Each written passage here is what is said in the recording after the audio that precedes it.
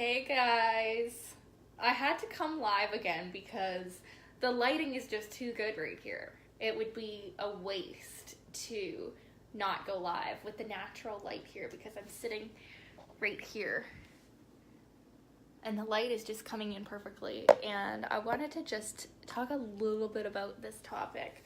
I just went live in my Healing Your Jealousy program about, how to manifest the men that you desire, how to get the men that you desire to desire you back in the way that you desire them back.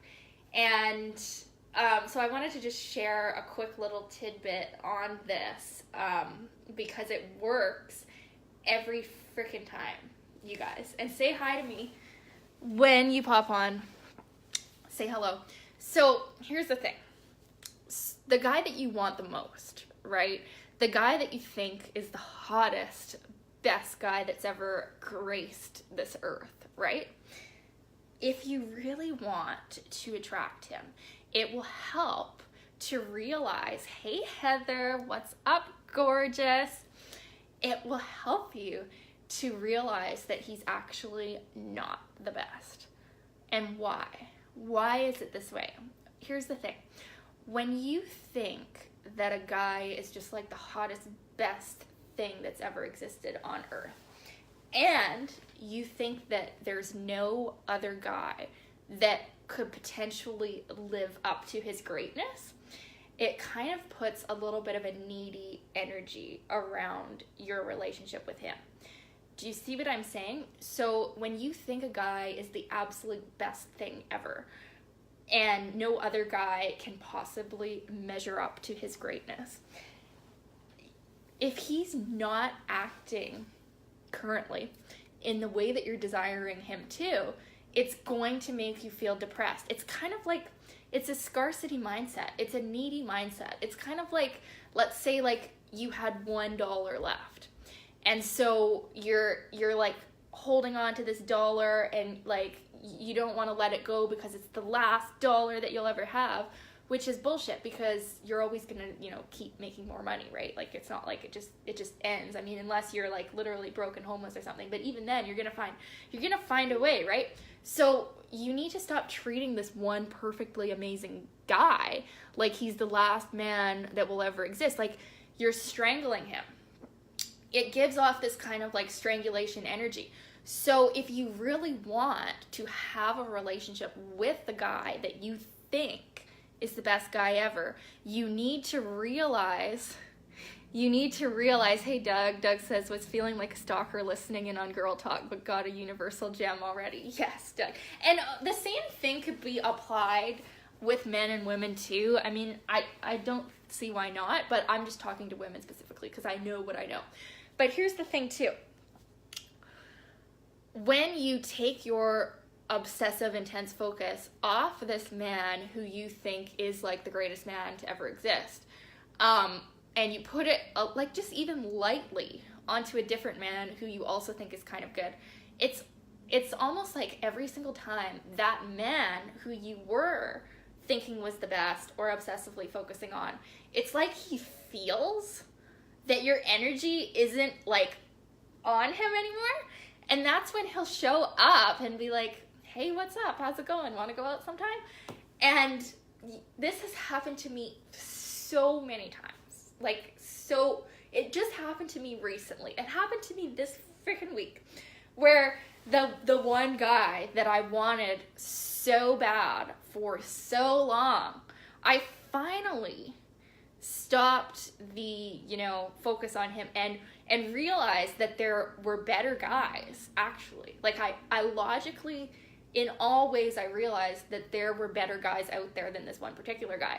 And it's like, as soon as you realize that, they feel that and they're like, hey, what's up? It's like, I felt you weren't thinking about me anymore. I felt you weren't obsessed with me anymore. I felt like you found a guy that you actually like better. And then that's when they show up. Okay? How many other ladies have experienced this? It's magic. It's magical. And it happens every single time. So if you're really wanting one particular guy, it actually helps to take a step back and realize that he's probably not even the best guy. And the reason that you think he's the best guy is because you haven't had him yet. Like, you know, talk to me after you've dated him for 5 years or you're married to him, and you're starting to realize how much hotter all of his friends are, how much better all of his friends are than him, right? Like, the reason why he's so attractive and seems like the best guy ever is because you haven't actually spent enough time with him to realize that he's just a normal fucking guy, and he's going to be totally just as annoying and stupid as all the other guys once you've been with him for 5 years. So just fast forward to the point in your life when you've been dating him for 5 years, you realize he's annoying as fuck. His friends are making you way more wet than him, and the only way that he could possibly make you as wet as his friends would be is like to wear a mask of their face. And like, so fast forward to that point in your life when he's not the hottest best thing anymore. Okay? Hi Eva.